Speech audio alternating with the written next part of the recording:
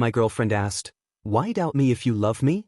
When I found her dating profile still active, I answered, love and logic are different things. How I applied that lesson left her blocked everywhere and completely alone. Chloe and I had been together for 8 months, living in a decent one-bedroom apartment in Denver's Capitol Hill neighborhood, splitting everything down the middle like responsible adults. She was pursuing her MBA while working part-time in marketing, and I respected her ambition, reminded me of my own grind through my finance degree while working nights at a call center. We'd settled into this comfortable routine where I'd handle the technical stuff around the apartment and she'd manage the social calendar, which lately meant a lot of study groups and networking events that seemed to multiply by the week. It was a Tuesday night in October, and we were halfway through some true crime documentary when her phone started acting up, freezing every time she tried to open an app. Babe, can you take a look at this thing? She asked, handing me her iPhone with that slightly helpless expression she got whenever technology didn't cooperate. I'd become the unofficial IT support in our relationship, which I didn't mind. There's something satisfying about solving problems that have clear solutions. I started running through the usual fixes, closing background apps and clearing cache, when a notification popped up that made my blood run cold. You have a new match on Hinge. The notification disappeared quickly, but not before I caught the preview of a message that started with, "Hey gorgeous." My stomach dropped as I stared at the phone in my hands, suddenly feeling like I was holding evidence of something I wasn't prepared to face. Everything okay over there? Chloe asked from the couch, not looking away from the TV. Your phone's working fine now, I said carefully, handing it back to her. Just had some background apps causing issues. She took it without really looking at me, immediately focusing on the screen, and I watched her face closely for any sign of recognition about the notification. Nothing. Just casual scrolling like nothing had happened. That night, after she fell asleep, I lay there staring at the ceiling trying to rationalize what I'd seen. Maybe it was an old notification that just popped up late. Maybe she'd forgotten to delete the app after we became exclusive. Maybe there was some completely innocent explanation that my paranoid brain couldn't think of. But the next evening, when she announced she had another study group session that would run late, I found myself paying attention to details I'd previously ignored. Where's this one at again? I asked casually while she gathered her laptop and notebooks. The downtown library, same group as last week. But last week she'd said it was at someone's house near you. When she kissed me goodbye, I noticed she was wearing her good perfume, the expensive stuff she usually saved for date nights with me. Why would you doubt me if you love me? She said when I mentioned the perfume, her voice taking on this wounded tone that immediately made me feel like the bad guy. I'm just trying to make a good impression on my study group. These are future business connections, Ben. The phrase hit me like a slap because it was so perfectly crafted to shut down any further questions. How do you argue with that logic without sounding like a controlling psycho? Over the next few weeks, that same deflection became her standard response to any question that probed even slightly into her increasingly busy schedule. Weekend, professional conference, that I'd never heard her mention before? Why would you doubt me if you love me? Evening networking event, that required her to dress like she was going clubbing? Why would you doubt me if you love me?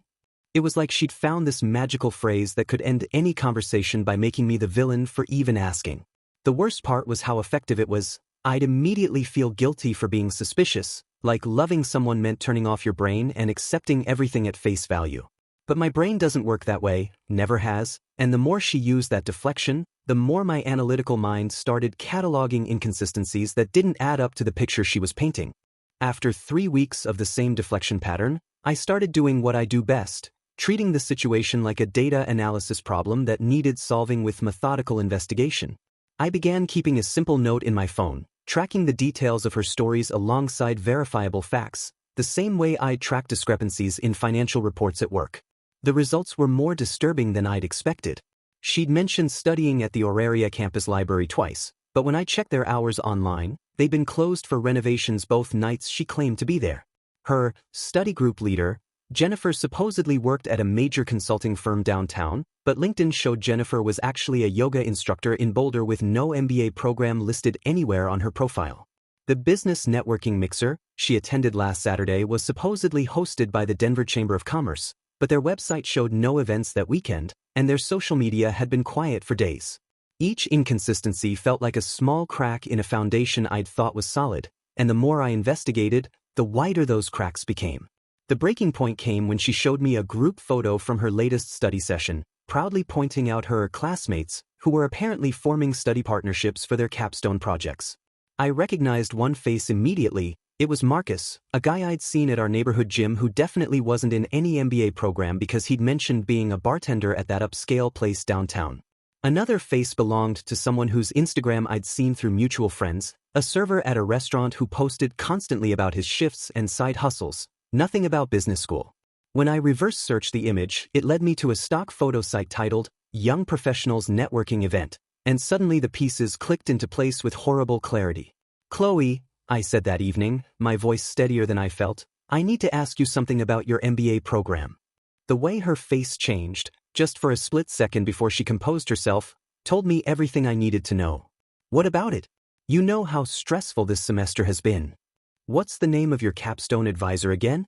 I watched her eyes dart left, the classic tell of someone accessing their memory for a lie they told before. "Professor Martinez." Why? There was no Professor Martinez in the business faculty directory I'd checked an hour earlier. "Just curious about the program structure. Mind if I see some of your coursework sometime?" The panic was subtle but unmistakable, a slight flush in her cheeks, the way her hand moved to her phone like she was looking for an escape route. "Why would you doubt me if you love me? This is starting to feel like an interrogation, Ben." But this time, the deflection felt different because I was armed with facts instead of just suspicions. "Because love and logic are two different things," I said quietly, "and right now they're telling me completely opposite stories." That night, after she claimed to have another late study session, I did something I'd never thought I'd do. I called the university directly. After being transferred 3 times, a very helpful registrar confirmed what my gut had been telling me for weeks. Chloe had withdrawn from the MBA program in March, 5 months ago, citing financial difficulties. She'd been maintaining this elaborate fiction for longer than I'd realized, which meant every conversation about her future, every time I'd supported her study schedule, every understanding gesture when she was too tired from school stress had been built on a complete lie. I sat in our apartment that night, surrounded by the remnants of what I'd thought was a partnership, her textbooks that I now realized were probably borrowed or bought used to maintain the illusion, her laptop that probably hadn't seen a genuine assignment in months, her carefully crafted stories about professors and classmates who existed only in her imagination. The woman I'd been falling in love with had been performing an elaborate theater production, and I'd been the only audience member who didn't know it was fiction. My logical mind was screaming warnings that my loving heart had been drowning out for months, but the evidence was now too overwhelming to ignore. I wasn't dating an ambitious MBA student who was building a future. I was dating someone who was living a complete lie while using our relationship as cover for whatever she was actually doing with her time. Armed with the knowledge that her entire academic story was fabricated, I decided to implement what my dad used to call trust but verify, asking for simple, reasonable proof of the claims she made every single day. The first test came that Thursday when she announced another late library session downtown. "That sounds productive," I said casually. "I've got a meeting that ends around 8. Want me to swing by with coffee?" The panic was immediate and unmistakable. Her hands froze while packing her bag. "Oh, actually, we just decided to move to Sarah's apartment near Wash Park because the library's internet is acting up tonight." "No problem, just text me the address and I'll bring coffee there instead." "You know what, don't worry about it," she said quickly, voice pitched higher than normal. "We'll probably wrap up earlier than planned anyway." 2 days later, I asked her to send a photo of her study materials for the marketing strategy class that didn't exist. "Absolutely. This stuff is so complex but really interesting." 20 minutes later, my phone buzzed with a professional marketing diagram complete with corporate logos. A reverse image search revealed it was a Getty Images stock photo, watermark carefully cropped out. She wasn't just lying, she was manufacturing evidence. But the real breakthrough came when I started paying attention to her location shares. She'd send updates showing her at various coffee shops and libraries, but her phone showed her arriving at these locations at exactly the same minute she sent the share. A Google search led me to apps designed to spoof GPS data, and suddenly everything made sense. She was sitting somewhere else entirely, manually setting fake locations as digital alibis. The final piece came from my neighbor Mrs. Chen, who mentioned casually while checking mail, "Your girlfriend's been getting picked up a lot lately. Always during the day when you're at work. Nice young man with the convertible." My blood went cold because I knew exactly who she was describing. Marcus, the fake classmate from her study group photo, the bartender from the gym who owned a blue convertible. Always seems to be waiting for her down by the street instead of coming up to the door, Mrs. Chen added. Which meant Chloe had been coordinating these pickups carefully, making sure I'd never accidentally encounter Marcus or realize that her study buddy was actually removing her from our apartment 3 or 4 times a week on a regular schedule. Standing there holding mail that probably included fake university correspondence, I understood I wasn't dealing with someone who'd made a mistake. I was living with someone who'd constructed an elaborate alternate reality with the kind of detailed planning most people reserve for actual important life goals. That weekend, I decided to conduct what I privately called the mirror test, applying Chloe's own logic back to her to see how she'd react when the tables were turned. I created a Hinge profile using recent photos and wrote a bio that was honest about my work and interests, nothing provocative or explicitly seeking hookups, just the kind of profile a genuinely single person might create. My plan wasn't to actually date anyone. It was to see if Chloe would apply the same, "why would you doubt me if you love me" standard to herself that she'd been using to shut down my questions for weeks. I carefully crafted it to be visible in Denver's dating pool, knowing that if she was actively using apps, there was a decent chance our profiles would cross paths organically. The experiment lasted exactly 4 days before my phone exploded with an angry call from Chloe while I was at lunch on Thursday. "What the hell is this?" she screamed, her voice so loud I had to hold the phone away from my ear. "Jessica just sent me screenshots of your Hinge profile. Are you cheating on me?" I took a measured sip of my coffee, noting how quickly she'd shifted from victim to accuser without any explanation of why our mutual friend Jessica would be browsing dating apps in the first place. "Why would you doubt me if you love me?" I said calmly, using her exact phrase with the same wounded tone she'd perfected. "That's not an answer, Ben. This is completely different and you know it." "How is it different?" "I'm just networking, exploring my options, making sure I understand what's available before fully committing to anything serious." "Isn't that what you said about your study groups? Building connections for future opportunities?" The silence on the other end was deafening, and I could practically hear her brain struggling to find a way to apply her double standard without admitting to having one. "This is betrayal, Ben. This is actual cheating behavior. I thought you said questioning someone's activities meant you don't really love them. Are you saying you don't love me?" It was fascinating watching her own logic trap her in real time. "That's completely different. You're on a dating app actively looking for other women. And you're telling me you haven't been on dating apps since we became exclusive?" Another long pause that told me everything I needed to know. "I deleted all that stuff months ago. This conversation is about you, not me." But the beautiful thing about setting a trap is that sometimes your target walks right into it without any additional effort. That evening, I checked my Hinge notifications and found something absolutely perfect. A super like from a profile with no photos, just an initial and age that matched Chloe exactly. The profile had super liked me 3 days ago, which meant she'd been actively swiping through the app, found my profile, and enthusiastically approved without realizing she was essentially liking her own boyfriend. When I showed her the notification that night, watching her face cycle through confusion, recognition, and then pure panic was like watching someone realize they'd been caught in their own web. "This isn't what it looks like," she started, but the evidence was literally right there on my phone screen. "Really? Because it looks like my girlfriend, who claims to have deleted all her dating apps months ago, super liked my profile while actively swiping through potential matches. I was just curious. I wanted to see what you'd written about yourself." But we both knew that excuse made no sense. You don't super like profiles out of curiosity, especially when the person is sitting right next to you and you could just ask to see their profile directly. "So you've been using dating apps this entire time while telling me that my questions about your activities meant I didn't trust you?" "That's not the same thing at all," she said, her voice rising to that pitch that signaled full panic mode. "I wasn't actually meeting people from apps. Except I now knew about Marcus, the mysterious study buddy who'd been picking her up in his convertible while I was at work, and suddenly her defensive protest felt less like truth and more like someone trying to control the narrative of their own deception. The external validation came from my coworker Tyler, who cornered me by the coffee machine Friday morning with the kind of concerned expression that meant bad news. "Hey Ben, I need to talk to you about Chloe, and I'm not sure how to bring this up without sounding like I'm stirring up drama." I braced myself. "What's going on?" "Sarah and I have been seeing her around town a lot lately, linger last Tuesday, root down on Thursday, that new rooftop place in Rhino over the weekend. Always with different guys, never the same one twice." My stomach dropped because those were expensive spots way outside Chloe's supposed budget, especially since she'd been asking me to cover her half of groceries. "You sure it was her?" "Positive." Sarah actually went over to say hi at route down because she thought maybe you were in the bathroom, but Chloe looked panicked and basically rushed out without introducing the guy. Tyler paused uncomfortably. One of the guys looked familiar from the gym. Tall, dark hair, drives that blue convertible? Marcus. There's more. Sarah wants to show you something, but she wanted me to give you a heads up first because it's pretty messed up. That evening, I met Tyler and Sarah at a quiet bar, and Sarah immediately pulled out her phone with a serious expression.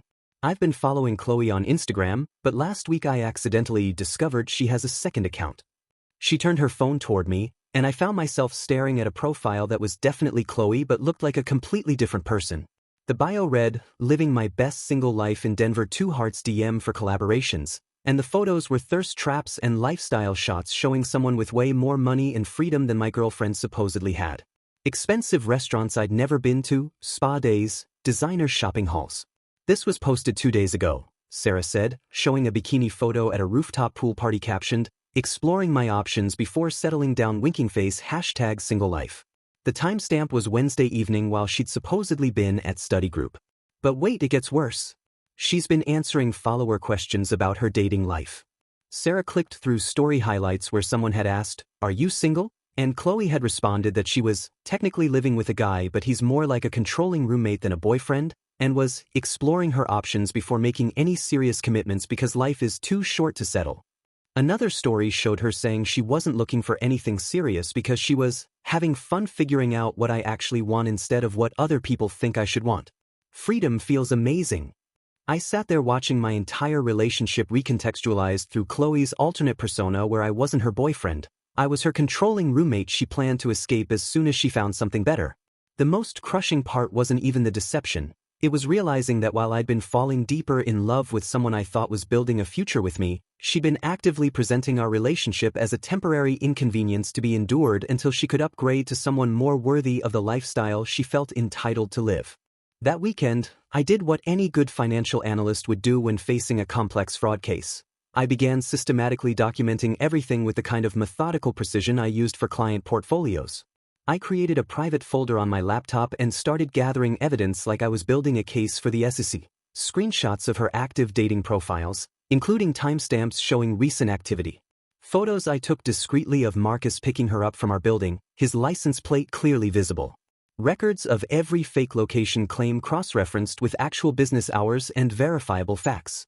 Screenshots of her alternate Instagram account before she could delete anything, including those damaging story highlights where she described me as a controlling roommate.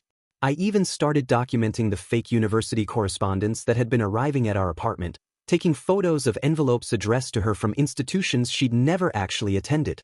But the real breakthrough came when I decided to dig deeper into her financial situation, applying the same investigative skills I used to analyze investment risks for clients. I noticed that despite supposedly making minimal income from her part-time marketing job, Chloe had been spending money at a rate that didn't match her declared earnings. Designer purses, expensive spa treatments, dinners at places that cost more per meal than she supposedly made in a week. The math simply didn't add up unless she had income sources she wasn't telling me about. I started paying attention to her phone habits and noticed she received a lot of Venmo and Cash App notifications, always while I was in another room or focused on work. One evening, while she was in the shower, I caught a glimpse of a notification that made my blood run cold. "Marcus sent you $300, thanks for an amazing evening winking face," followed immediately by another from someone named David_Denver, for $150 with the message, "Can't wait to see you again, beautiful." I realized I was looking at evidence of something much more calculated than simple cheating. Chloe was essentially running a soft scam operation, maintaining multiple relationships with men who were paying for her company while using our relationship as a home base and safety net. Over the next few days, I documented at least 6 different men sending her money through various payment apps, amounts ranging from $100 to $500, always with messages that suggested ongoing romantic or physical relationships. "Thanks for last night, you're incredible, missing you already." She wasn't just dating other people. She was being compensated for it while I unknowingly subsidized her living expenses. But the discovery that truly stunned me came when I started reverse searching some of the photos from her secret Instagram account. Several images I'd assumed were taken at expensive hotels or upscale apartments were actually taken in our own living room and bedroom, carefully cropped and angled to hide identifying features like our specific furniture or the view from our windows. She'd been staging photo shoots in the apartment I was paying half the rent for, creating content to send to other men while presenting our shared space as her own luxury lifestyle. I found evidence on her laptop, which she'd left open while rushing to meet another study group, of entire conversations where she'd sent photos of our bedroom to multiple men, describing it as my place, and inviting them over when her controlling roommate was at work. Email threads where she'd used photos of our kitchen, bathroom, and living room to create the impression that she lived alone in an upscale apartment that she could afford on her own. The level of premeditation was staggering. She hadn't just lied about school or cheated with a few guys. She'd systematically turned our entire relationship into a business operation where I was unknowingly funding her lifestyle while she monetized our home and our relationship for profit. Looking at the evidence I'd compiled, over 200 screenshots, photos, and documents that painted a clear picture of deliberate, ongoing fraud, I realized I wasn't dealing with someone who'd made poor choices or gotten caught up in temptation. I was living with someone who'd constructed an elaborate con game where I was simultaneously the mark, the funding source, and the unwitting accomplice, providing her with credibility and cover for her actual business model. The woman I'd been planning a future with had been treating our relationship like a corporate headquarters for her personal escort service, and I'd been paying the overhead costs without even knowing I was an investor in my own deception. I waited until Sunday evening to have the conversation, timing it strategically after she'd returned from what she claimed was a weekend study retreat but which I knew was actually a paid trip to Vail with someone named David_Denver. I'd spent the day organizing my evidence into a clear presentation on my laptop, the same way I'd present investment analysis to clients. Logical, methodical, impossible to dispute. "Chloe, we need to talk," I said calmly as she unpacked her bag full of new clothes she definitely couldn't afford on her fictitious income. "I've discovered some things about your activities that we need to discuss." She immediately went into deflection mode, but I was ready for it. "Why would you doubt me if you love me? What kind of things?" "Let's start with your MBA program," I said, opening my laptop to the first slide I'd prepared. "I called the university. You withdrew in March due to financial difficulties. You haven't been a student for 5 months. Her face went through the predictable cycle: surprise, calculation, then the familiar wounded expression. "I was going to tell you about that. I've been so embarrassed about failing that I didn't know how to." "Moving on," I interrupted, clicking to the next screen. "Your study group. Marcus isn't a business student. He's a bartender who's been picking you up 3 times a week for the past month. Here are photos." I showed her pictures I'd taken from our window of Marcus waiting by his convertible, timestamps clearly visible. "And here's your second Instagram account where you describe yourself as single and me as your controlling roommate." Her eyes widened as I scrolled through screenshots of her alternate social media persona.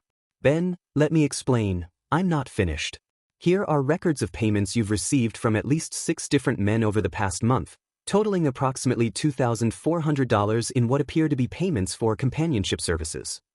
I displayed the Venmo and Cash App screenshots methodically. "And here are photos you've taken in our apartment, which you've been presenting as your own luxury lifestyle to attract these paying clients." She tried tears next, then anger, then bargaining, cycling through every manipulation technique in her playbook while I sat calmly presenting evidence like I was delivering a quarterly report to the board of directors. "You're taking everything out of context. Those men are just friends who help me out sometimes. The Instagram thing was just for fun. I never meant for any of this to hurt you." "Here's what's interesting," I said, clicking to my final presentation slide. "I reached out to Marcus, David, and the other men whose payments I documented. Turns out they had no idea you were in a committed relationship. They thought you were single and actively dating." The color drained from her face completely. "You contacted them? You had no right." Marcus was particularly surprised to learn about me, considering he's been under the impression that you two were building towards something exclusive. David was confused about why you'd been asking him for rent money when you supposedly had your own place. And Jake from your yoga studio was shocked to discover that the bedroom photos you'd been sending him were taken in an apartment you share with a boyfriend. I watched her realize that her entire network of deception had been systematically dismantled, that every backup plan and safety net she'd carefully constructed was gone. "But here's the most important thing I learned during my investigation," I continued, my voice steady and matter-of-fact. "Love without logic is just delusion, and I choose logic. Logic tells me that someone who can construct this elaborate of a deception maintain it for months, and use our relationship as a business headquarters isn't someone I can trust with my future. She was crying now, real tears mixed with desperate panic as she realized every manipulation tactic had failed. Ben, please, I know I made mistakes, but we can work through this. I love you. I'll change everything, I'll stop all of it, I'll be the girlfriend you deserve. That's very generous, I said, closing my laptop with finality, but you're about 6 hours too late. Her crying stopped abruptly. What do you mean? I mean I've already moved out. My stuff has been in storage since this morning while you were in Vail with David. I've changed the lease agreement to remove myself as a tenant, effective immediately. I've blocked you on all social media platforms, changed my phone number, and updated my emergency contacts at work. The look of absolute shock and dawning horror on her face was something I'll never forget. You can't just leave me here. I can't afford this place alone. Where am I supposed to go? I suggest you figure that out the same way you figured out how to run a business operation from our living room. Maybe Marcus or David or one of your other clients would be interested in a more permanent arrangement. I stood up and walked toward the door, pausing only to leave my old key on the counter. Logic tells me that someone who saw our relationship as a resource to be exploited rather than a partnership to be cherished isn't someone who deserves a second chance. I hope you find what you're actually looking for, Chloe, but you won't be using me as a safety net while you look for it. As I walked out of that apartment for the last time, leaving her sitting among the designer clothes she'd bought with other men's money in the space I'd helped her afford, I felt something I hadn't expected, not anger or sadness, but a profound sense of relief that I'd finally chosen logic over the delusion of loving someone who'd never seen me as anything more than a convenient source of funding for her actual life.